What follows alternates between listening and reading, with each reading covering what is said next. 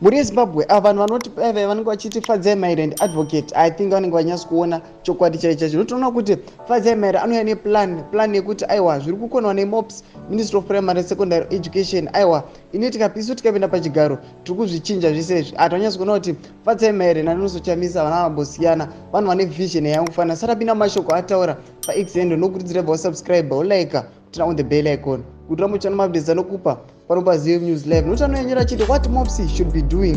Onyora chiti paying teachers a decent salary, ensuring access to quality education, modernizing the curriculum, improving school infrastructure, making adequate textbooks available, ensuring schools have ZESA or Wi-Fi, improving public exam pass rates, championing honesty, history, investing in STEM, making tech part of learning, introducing coding, teaching civics, ensuring girls have free sanitary wear, fighting drug abuse, teaching responsible sex education, building more schools in rural Zimbabwe, enhancing system at ZVAITWA, improving schools sports, expanding access to extracurricular activities.